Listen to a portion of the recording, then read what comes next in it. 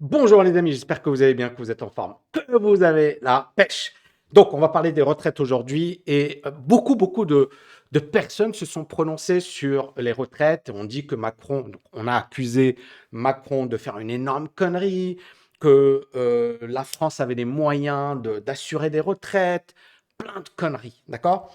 Et le problème, encore une fois, alors je sais que je vais être hyper anti-populaire en faisant cette vidéo, mais quelque part, c'est mon rôle, hein. Mon job, c'est pas de caresser les gens dans le sens du poil. Mon job, c'est de dire, bah, warning, warning, warning, attention. Je pense que beaucoup de gens, encore une fois, ne veulent pas regarder la réalité en face. Et ça commence par, c'est la première étape vers votre liberté financière, ou c'est la première étape de votre éducation financière, c'est de regarder la réalité en face. C'est d'arrêter de se voiler la face.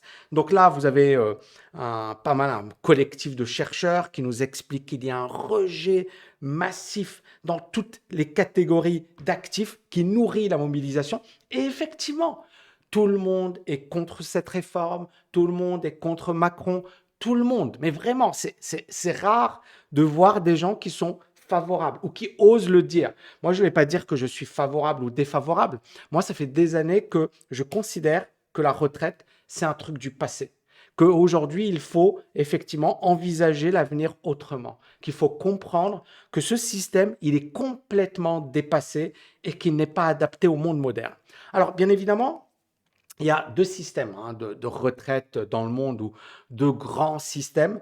Le système par capitalisation, c'est-à-dire que tu te débrouilles, tu te fais ta retraite toi-même. C'est le système anglo-saxon. Ce qui se passe à Dubaï, aux États-Unis, Grande-Bretagne, dans une certaine mesure, c'est débrouille-toi toi-même. Tu places ton argent. Parfois, tu le places dans ton entreprise. Et ça peut avoir des répercussions catastrophiques. On se rappelle de Enron. Beaucoup de gens avaient tout misé sur leur boîte et ont perdu toute leur retraite parce que, donc, déjà, on voit même qu'aux États-Unis, le problème de capitalisation pose d'énormes problèmes parce que les gens, finalement, ne sont pas des investisseurs. Ils ne savent pas comment placer leur argent. Et donc, en Europe, et surtout en France, il y a un système de presque assistanat. L'État va jouer le rôle d'investisseur pour vous. L'État va le faire à votre place. Donc, le problème, c'est que bah, ce système, il a atteint ses limites. Autant le système par capitalisation, il est impitoyable et il est dur et certaines personnes ne vont jamais avoir de retraite. C'est pour ça qu'aux États-Unis, les gens travaillent jusqu'à 75 ans, 79 ans, 85 ans et ça pose pas de problème, mais c'est les États-Unis. Autant en France, Europe, et surtout en France, bah, le système par répartition, c'est vraiment une institution. Tout le monde se dit, je veux avoir ma retraite. Mais encore une fois, bah, les chiffres sont têtus. Alors, je vais vous montrer quelques chiffres. Aujourd'hui, il y a 15,9 millions de retraités en France. C'est énorme. Il y a les dépenses du système de retraite en 2019, 331 milliards d'euros. Vous avez actuellement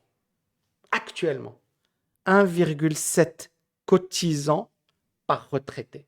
C'est-à-dire qu'il y a 1,7 personnes, d'accord, qui cotisent pour un retraité.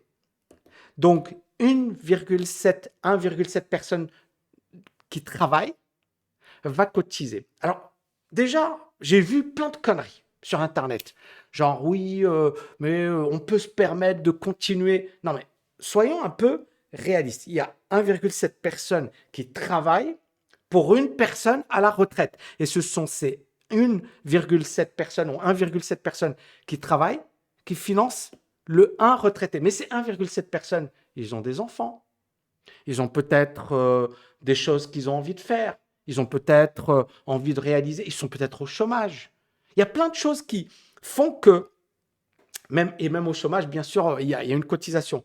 Il y a plein de choses qui font que qui nous font dire que 1,7 personnes, c'est vraiment insuffisant. Mais ce n'est que le début. À un certain moment, il y aura 1,5 personnes. Et parfois, et peut-être même moins. Premier gros argument. Deuxième gros argument. Auparavant, les gens, ils mouraient assez jeunes. Aujourd'hui, allongement de la durée de vie, les gens 80 ans, 90 ans, 100 ans, ils vivent encore. Donc, parfois, certaines personnes vont recevoir, voilà, comment dirais-je, la retraite, pendant une durée beaucoup plus longue que la période durant laquelle ils ont cotisé. Ça peut arriver. Donc, on va se retrouver avec un système qui est complètement décalé par rapport à la réalité. L'âge légal de départ à la retraite, il est de 62 ans, mais on est bien d'accord qu'il va passer à 64 ans. L'âge de la retraite à taux plein, 67 ans. Et puis, voilà, les retraités en moyenne, 1576 euros. Après 65 ans, il y a 18%. Mais c'est ça, entre 62 et 65 ans, 58%. Et avant 62 ans, on a 24%.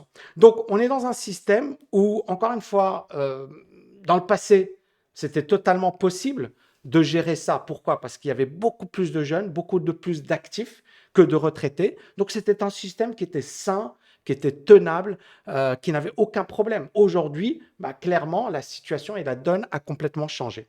Et le paradoxe dans l'histoire, c'est que c'est vieux ce truc. 2010, ça c'est un article de Michel Godet, un grand économiste libéral, qui disait le 15 février, le président de la République, grand chantier du gouvernement en 2010, âge de départ, etc. Et il dit l'équation est connue, il y aura demain 1,5 actifs pour un retraité. Qui va payer? Qui va payer?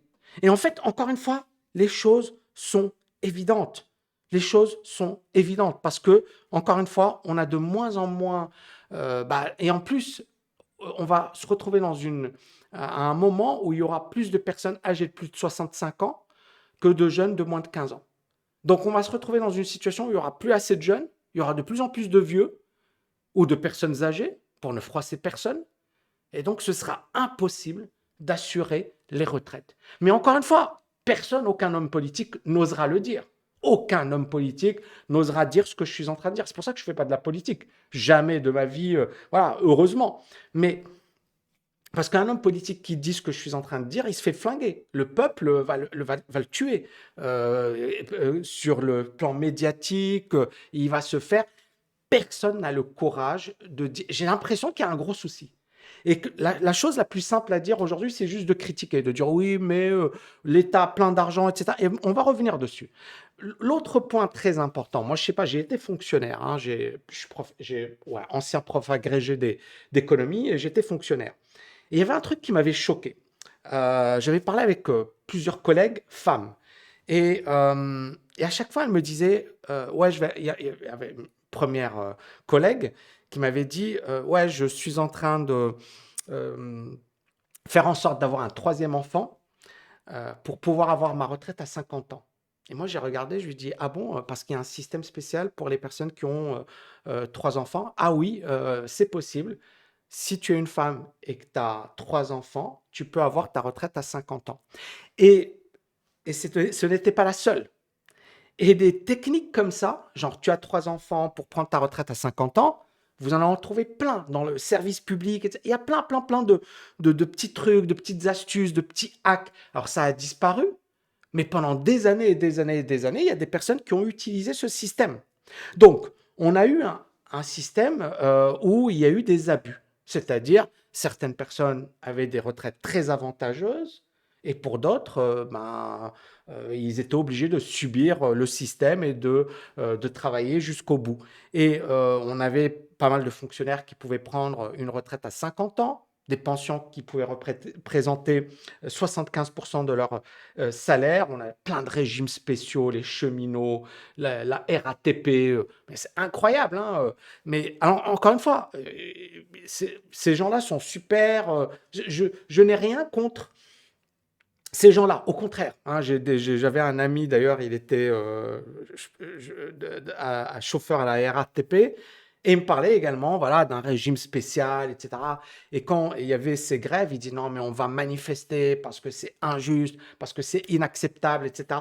Mais on voit bien qu'il y a les insiders, c'est-à-dire ceux qui bénéficient d'un système et les outsiders. Et c'est la même chose pour les hommes politiques. Il y a plein d'hommes politiques qui ont pas mal d'avantages. Alors, si la France était en bon état financier, bonne situation financière, à la rigueur, il n'y a pas de souci, on peut continuer à vivre au-dessus de ses moyens.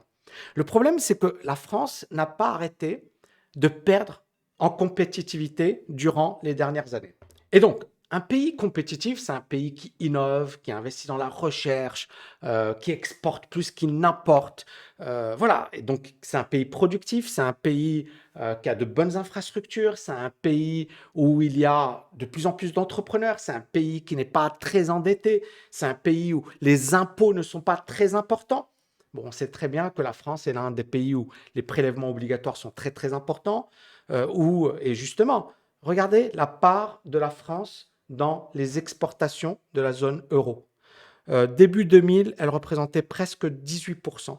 Aujourd'hui, elle représente 12,4% en valeur, 12,8% en volume. D'accord? Alors que l'Allemagne, aujourd'hui, représente 26%, d'accord, des exportations. L'Espagne, 7,8%. L'Italie, presque 10%. Pays-Bas, ils sont forts, hein, les Pays-Bas. Donc, c'est vraiment impressionnant. Donc, deuxième point, donc premièrement, vous voyez la perte de la compétitivité de la France. C'est-à-dire que la France importe beaucoup plus qu'elle n'exporte. Elle a de graves difficultés à rester compétitive. Il y a une désindustrialisation. Il y a la montée en puissance des pays émergents, de la Chine, de l'Inde, etc. Donc, il y a de gros soucis sur un plan économique, premièrement. Deuxièmement, la France est extrêmement endettée. Et clairement, voilà, la dette publique, c'est quoi? C'est l'ensemble des dettes qu'un État doit rembourser. Et comment cette dette a augmenté et a atteint le niveau des 3 000 milliards d'euros en 2022, ce qui est juste énorme. Ça représente 111% du PIB fin 2022. Pourquoi cette dette a augmenté? Parce qu'il y a eu pendant plusieurs décennies, chaque année, ce que l'on appelle des déficits publics. Ça veut dire quoi? Ça veut dire que, vous savez, un État, il a des rentrées fiscales et il a des sorties fiscales. Donc, un État va lever des impôts, donc effectivement, il va recevoir des impôts, il va recevoir différentes taxes, il va recevoir également peut-être des dividendes sur certaines entreprises. Mais l'État va également distribuer de l'argent. D'accord? Et cet argent, il va le distribuer, je ne sais pas moi, chômage, les infrastructures, les fonctionnaires, les services publics, mais également les retraites. D'accord? Et donc, on se retrouve avec une dette qui ne fait qu'augmenter. Année après année, la dette augmente, augmente, augmente, augmente. Et on a eu la crise du Covid et là, ça a aggravé la situation. Mais pire, auparavant, on avait des taux d'intérêt très faibles dans les années 2010. Aujourd'hui, on se retrouve avec une situation où les taux d'intérêt augmentent. Et qui dit taux d'intérêt qui augmente, dit également les charges d'intérêt de l'État qui augmentent. Et donc, un État est solvable s'il est compétitif, s'il est productif, s'il continue d'exporter, mais si également il a une dette qui est gérable, qui est soutenable.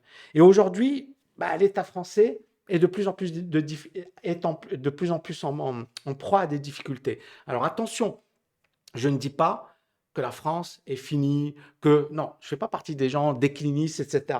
Mais en même temps, et à chaque fois, moi, ça me fait mal au cœur quand je vois ces manifestations, etc. Je me dis, mais en fait, ben, la France va droit dans le mur. C'est-à-dire que s'il n'y a pas, et encore une fois, c'est trop facile de taper sur les hommes politiques et de dire oui, mais c'est les hommes politiques. Je pense qu'il y a également, mais ils ont une responsabilité, ils ont clairement une part de responsabilité. Mais je pense que c'est vraiment un mouvement global. C'est-à-dire que malheureusement, bah, les gens ne comprennent pas la réalité économique, ne comprennent pas ce que la France est en train de vivre, ne comprennent pas que bah, la situation actuelle, elle risque de s'aggraver. Et donc, il va falloir effectivement se bouger et faire plein de choses. Et j'en arrive à l'importance de la liberté financière, l'importance d'investir, l'importance de ne pas compter sur l'État. Moi, je pense que dans 20 ans, 30 ans, bah, les gens ils vont travailler jusqu'à 75 ans, 80 ans. Ce sera normal en France. C'est déjà le cas. Moi, j'ai visité plein de pays, plein de villes euh, connues. J'ai été pas mal aux États-Unis. Voir des gens de 80 ans travailler, c'est normal. J'ai été à Hong Kong, l'une des villes les plus riches au monde. Voir des personnes âgées, le dos courbé, de plus de 80 ans, 90 ans, travailler dans la rue, voilà, passer la serpillière dans un restaurant, c'est normal. Donc on a des pays ou le fait que des gens n'ont pas de retraite, c'est normal. Ça fait partie de la norme. Et donc, clairement, en France, les choses vont évoluer. Et donc, on se retrouve dans une situation où beaucoup de gens, encore une fois, perdent du temps. Parce que le temps, il est précieux. Le temps joue contre vous. Ils perdent du temps parce qu'ils pensent, encore une fois, que l'État va faire un miracle, que l'économie va radicalement changer. Alors qu'en fait, la tendance, elle est très claire. Perte de compétitivité, la France va perdre son rang de puissance économique ou du moins va être moins forte qu'auparavant parce que justement, je sais pas moi, c'est comme un gars qui était numéro un dans son domaine, d'accord? Un sportif. Puis il arrête de s'entraîner, puis il vit au-dessus de ses moyens, et puis il se laisse aller. Et puis, est-ce que vous pensez que ce gars-là, s'il repart sur un ring et fait de la compétition, est-ce qu'il fera long feu? Non, il va être ratatiné. Et la même chose pour un business. Si un business, pendant des années et des années, voilà, il est par exemple, c'était une grosse boîte, prenons le cas de Nokia, numéro un dans le domaine des téléphones portables, tout se passe bien pour cette boîte, mais elle n'innove pas, elle ne se remet pas en question. Et puis, on a Apple qui arrive, qui innove, qui raflamise et qui explose Nokia, mais qui explose également BlackBerry. BlackBerry, grosse boîte, tous les cadres avaient un BlackBerry. Moi-même, j'avais un BlackBerry, genre c'était le truc à la mode. Apple arrive et il défonce la concurrence. Donc, le monde du business, mais également le monde tout court, le monde sportif, doit nous rappeler que la même chose s'applique aux États. Beaucoup de gens, encore une fois, disent non, mais un État, ça n'a rien à voir avec les... Oui, mon œil, c'est la même chose. D'accord? C'est la même chose. C'est le même raisonnement.